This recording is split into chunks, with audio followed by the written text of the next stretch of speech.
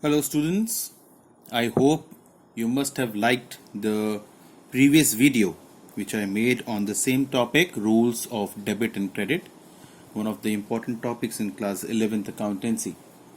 And there I had discussed about the first approach which is followed in the double entry system of accounting, that was the modern approach, according to which if we classify the accounts, there are 5 kinds of accounts, that is assets, liabilities, capital, incomes and expenses. So if you have not watched that video, please go and watch it and let me know in case you have any doubts about it. Today in this video, I am going to talk about the second approach, that is the traditional approach. Okay. Now as per the traditional approach, if we classify the accounts, students, there are 2 kinds of accounts.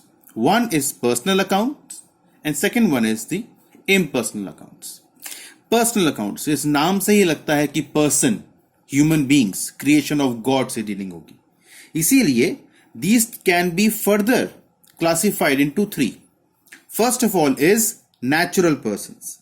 Second is artificial personal account. And third is representative personal account. तो personal accounts क्या होते हैं? Accounts which relate to an individual, any firm, any company, any institution, they are all called personal accounts.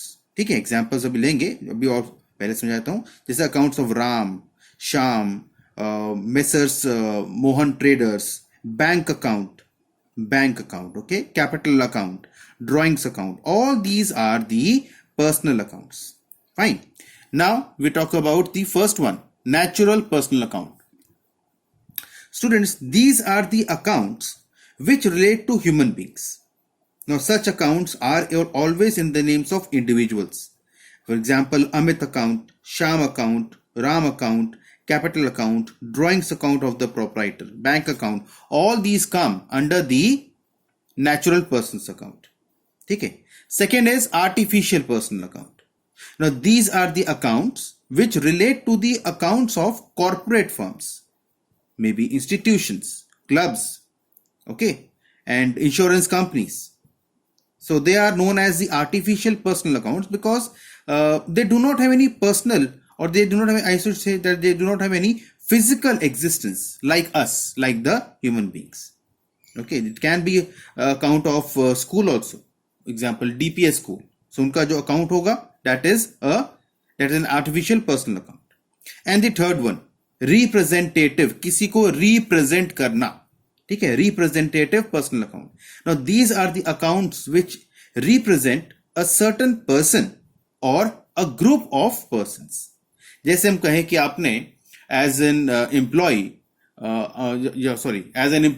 आपने अपने employees को मार्च के महीने की आपने सैलरी अभी पे नहीं की, ड्यू तो हो गई, ठीक है, डेट आ गई उसकी, लेकिन आपने भी सैलरी पे नहीं की, तो अब आपने पे करनी है, पेएबल है. फाइन. तो अब जो पेएबल होना है सैलरी, आपने पे करनी है, उसे कहते हैं outstanding salary account. So this will be opening an outstanding salary account which will be representing the amount of salary which is paid to one employee or all the employees. तो वो represent करता है किसी एक इंसान को या group of people को, इसलिए कहते हैं इसको रिप्रेजेंटेटिव पर्सनल अकाउंट. अभी इसके एग्जांपल्स की हम बात करेंगे. Next we come down to impersonal accounts. Impersonal, obviously ये पर्सनल नहीं है, ठीक है, जैसे machinery account, rent account, interest received account, interest paid account. Fine, all these are the impersonal accounts. तो इसमें 2 अकाउंट्स होते हैं, एक है रियल अकाउंट्स, दूसरा है नॉमिनल अकाउंट्स. रियल अकाउंट्स क्या हुए?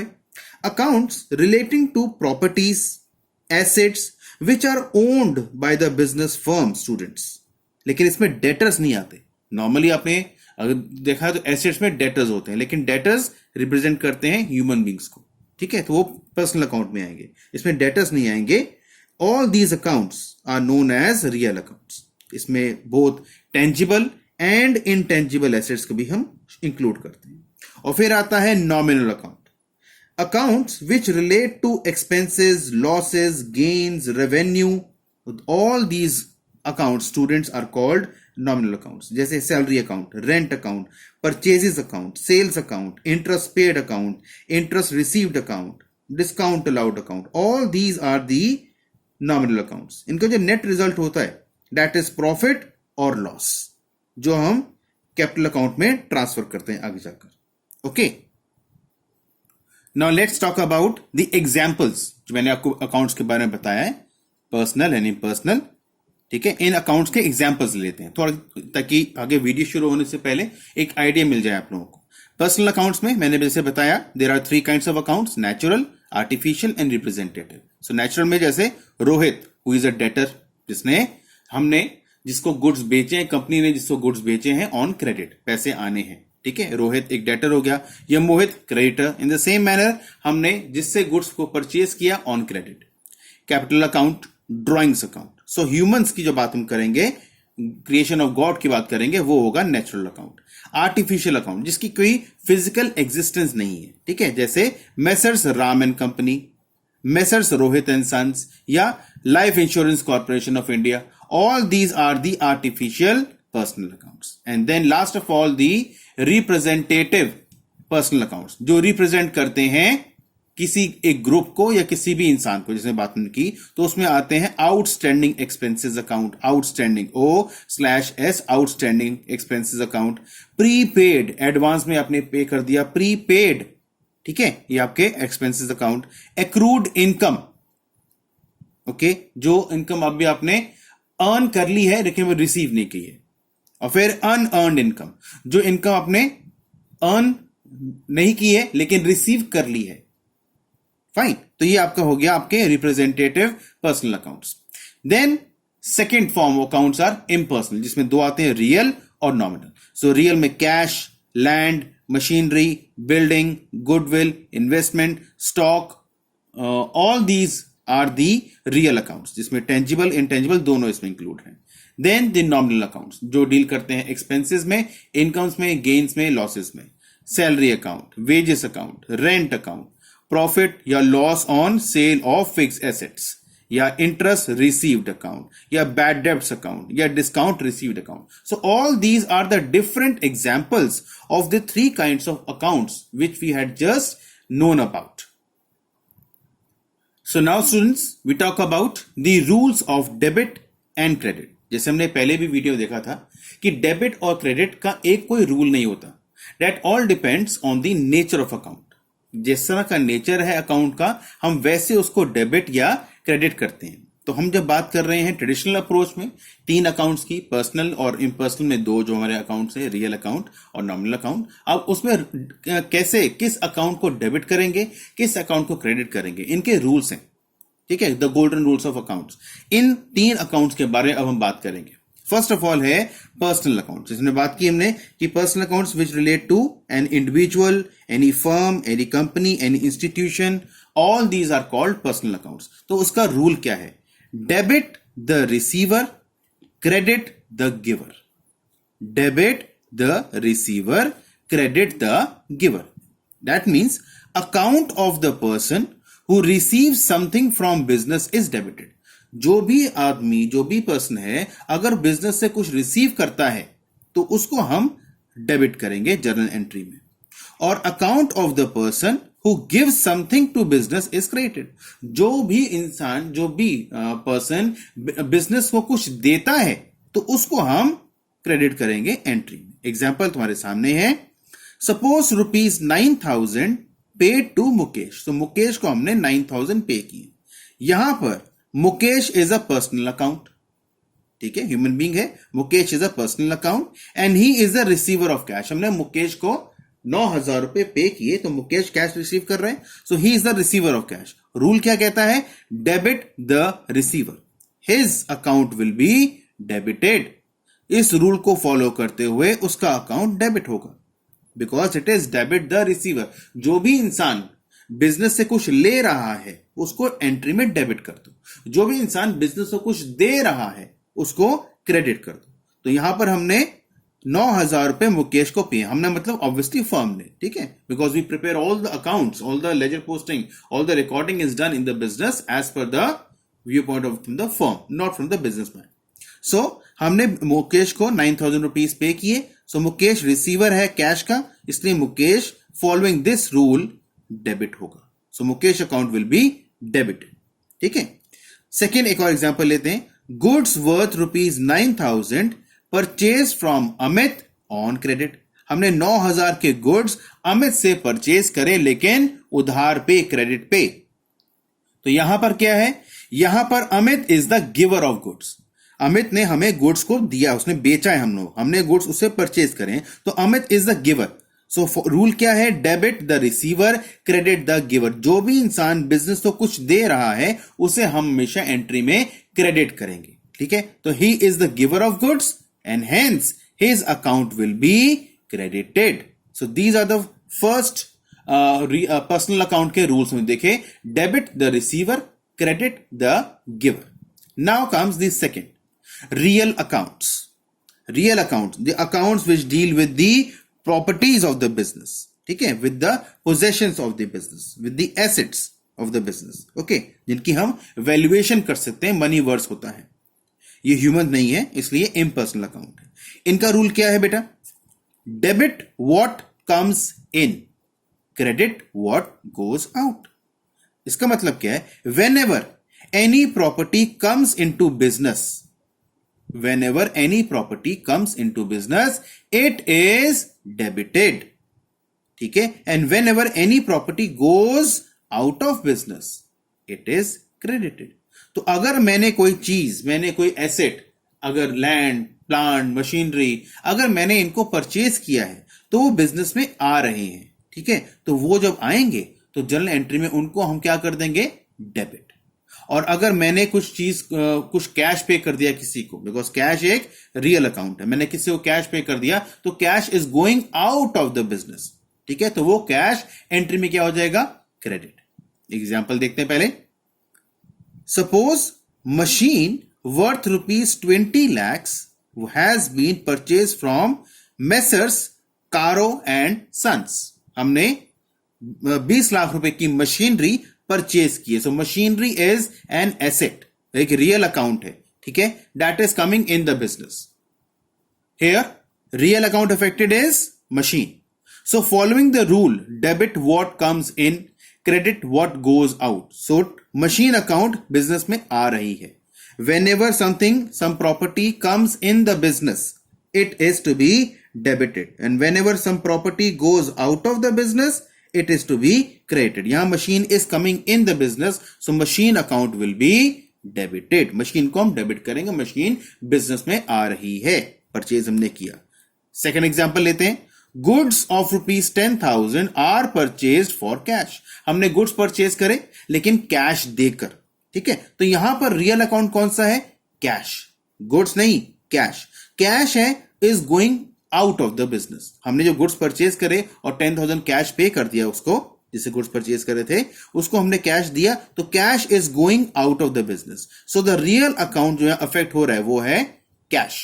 So following the rule, debit what comes in, credit what goes out, credit what goes out. So cash is going out, following that rule cash account will be credited। okay, real account का rule ये हो खत्म हुआ। now the nominal account, the account which deals with the expenses, losses, gains, revenue, all these are the different accounts known as nominal account।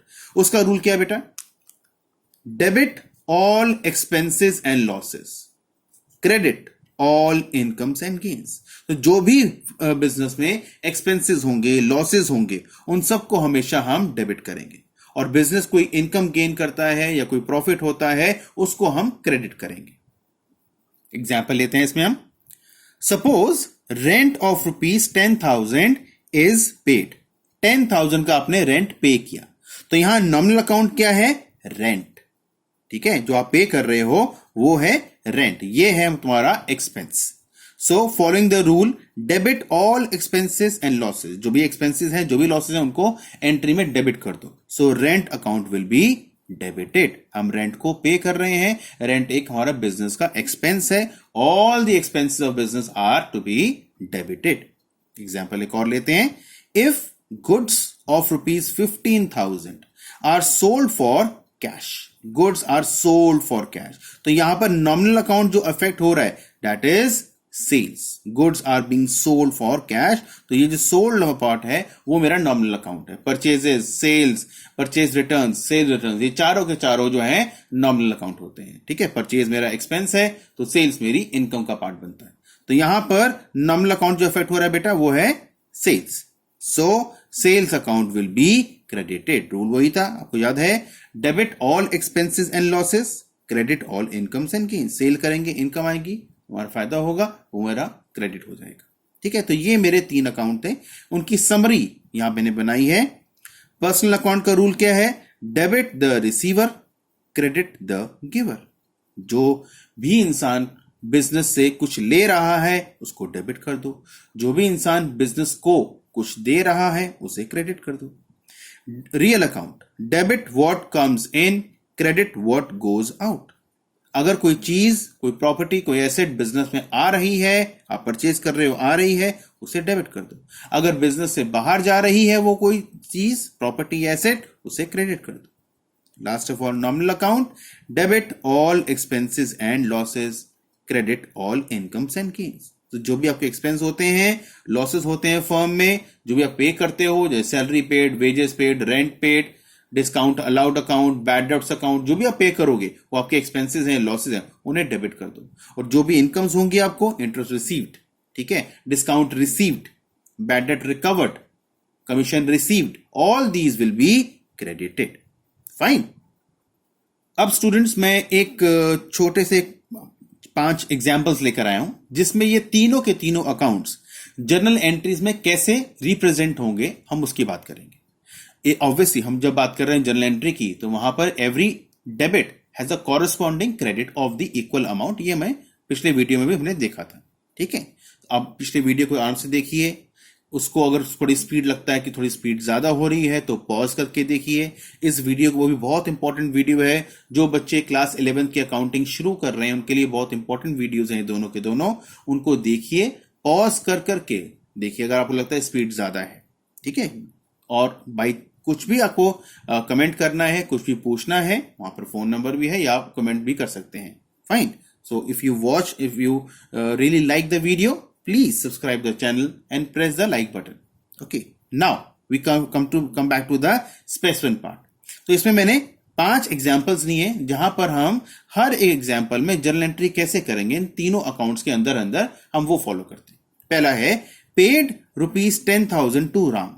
मैंने यहां पर राम को 10,000 rupees pay किए। तो यहां पर 2 अकाउंट्स कौन कौन से अफेक्टेड हैं? एक है पेड, पेड का मतलब होता है cash paid, cash paid. Received का मतलब होता है कैश रिसीव। तो मतलब कैश अकाउंट है यहां पर एक, और दूसरा है राम। तो एक है कैश, एक है राम। राम कौन सा है? पर्सनल अकाउंट, और कैश कौन सा है? Real account. क्लियर? तो हमने राम को कैश पे किया, मतलब राम ने कैश रिसीव किया, मतलब उसने बिजनेस से कुछ रिसीव किया। तो पर्सनल अकाउंट का रूल क्या है? Debit the receiver. कोई भी इंसान बिजनेस से कुछ रिसीव करता है उसको डेबिट कर दो। और यहां पर है कैश, जो एक रियल अकाउंट है, वो बिकॉज हम राम को पे कर रहे हैं तो वो कैश बिजनेस से बाहर जा रहा है। तो बिजनेस से बाहर जाता है कोई रियल अकाउंट, उसका रूल क्या है? Credit what goes out. तो हमारी एंट्री क्या बनेगी? Ram debit to cash account. Ram debit, किसी पर्सनल अकाउंट के सामने हम वर्ड A/C अकाउंट वर्ड नहीं लिखते। ठीक है, so Ram debit to cash account, ये आपकी एंट्री है ₹10,000 की।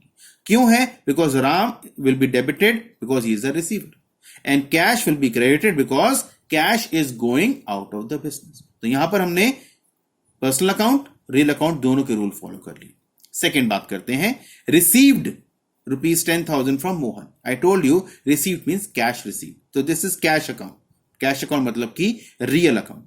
रियल अकाउंट बिजनेस में आ रहा है बिकॉज हम कैश को रिसीव कर रहे हैं मोहन से। मोहन एक पर्सनल अकाउंट है, मोहन कैश को दे रहा है, मतलब पर्सनल अकाउंट बिजनेस को कुछ दे रहा है। सो रूल क्या है पर्सनल अकाउंट का? अगर वो कुछ दे रहा हो, क्रेडिट द गिवर। और कैश का जो रियल अकाउंट है, रियल अकाउंट का रूल क्या है? कुछ कोई चीज बिजनेस में आ रही हो, डेबिट व्हाट कम्स इन। तो उसको फॉलो करते हमारी एंट्री क्या बनेगी? Cash account debit 10,000 to Mohan 10,000। जैसे मैंने बताया किसी पर्सनल के सामने हम अकाउंट वर्ड नहीं लिखते, ठीक है। तो cash will be debited because it is coming in the business. Mohan is the giver of something to the business. Mohan business को कुछ दे रहा है, वो कैश पे कर रहा है ना, ठीक है। तो मोहन बिजनेस को दे रहा है तो हम पर्सनल अकाउंट को फॉलो करेंगे। मोहन इज द गिवर तो मोहन क्रेडिट हो। थर्ड एग्जांपल लेते हैं, furniture purchase for cash. Furniture purchase for cash, तो यहां पर दो रियल अकाउंट्स हैं, एक फर्नीचर एक कैश। एक चीज आ रही है एक चीज जा रही है। Debit what comes in, credit what goes out. दोनों रियल अकाउंट है, रियल अकाउंट के रूल फॉलो होंगे। तो furniture account debit to cash account. Furniture debit क्यों हुआ? Because furniture is coming in the business students. Cash is going out of the business. Furniture purchase किया, business में आ रहा है, उसको मैंने पे करने के लिए क्या परचेज करने के लिए मैंने कैश पे किया, cash is going out of the business. So furniture account debit to cash account. Number 4, paid ₹40,000 for rent. मैंने 40,000 रुपए रेंट पे किया। तो मैंने पहले बताया पेड का मतलब कैश, कैश पेड। रेंट पे कर रहा हूं तो मेरा रेंट, जब कोई चीज ऐसी कोई एक्सपेंस है, कोई ऐसी चीज है वो एक्सपेंस बन जाती है। रिसीव कर रहा हूं तो इनकम हो जाएगी। रेंट रिसीव्ड मेरी इनकम है, लेकिन rent paid, salary paid, wages paid, ये सारे मेरे एक्सपेंसेस हैं। तो यहां पर नॉमिनल अकाउंट आ गया और यहां पर रियल अकाउंट आ गया। तो पेड ₹40,000 फॉर रेंट, तो ये है नॉमिनल जिसे हम पे कर रहे हैं, एक्सपेंस है। रूल क्या है नॉमिनल का? Debit all expenses and losses. तो रेंट अकाउंट डेबिट हो जाएगा। कैश पेड है, कैश हम पे कर रहे हैं, तो obviously cash is going out of the business. Anything which goes out of the business is to be credited. Real account का रूल है। So rent account debit to cash account. Rent debit क्यों हो रहा है? Because debit all expenses. Cash credit क्यों हो रहा है? Because credit what goes out. Real account का रूल है। नाउ दी लास्ट वन, ठीक है। लास्ट वन कहता है हमारे पास कि ₹10,000 रिसीव्ड एज कमीशन। आपने 10,000 रुपीज कमीशन रिसीव करी है। रिसीव किया, revered received means cash received, okay. और कैसे आया वो कैश? कमीशन के फॉर्म में। तो cash account would be debited, commission would be credited. क्यों? Because cash as a real account is coming in the business. Real account का rule क्या है students? Debit what comes in, ठीक है। और कैश जो है वो आ रहा है कमीशन के फॉर्म में। कमीशन क्या होगी? मेरी income. So commission would be credited. Rule क्या है? Credit all incomes. So cash account debit to commission account. ये थे हमारे 5 एग्जाम्पल्स जिसमें हमने तीनों अकाउंट्स को सीखा है। अब last of all, before we sign off the video for today, important note है।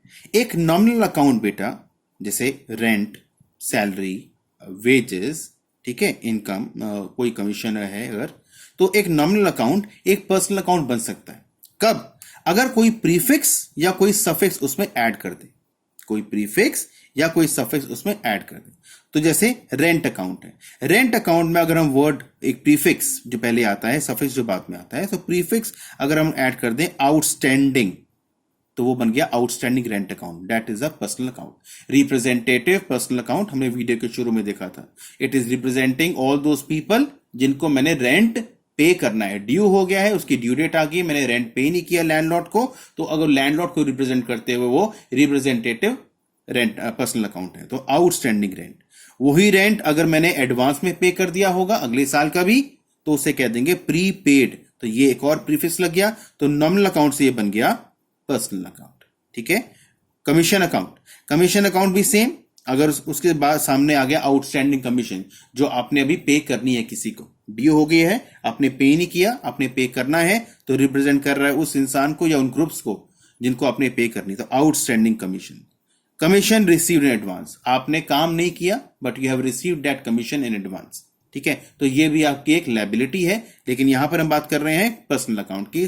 तो that nominal account becomes a personal account with this suffix. Commission के बाद लगा commission received in advance, so that becomes a personal account. So these are the few examples जो हमने लिए where nominal account can become a personal account. I hope video आपको पसंद आया होगा। आराम से देखिए and all the very best.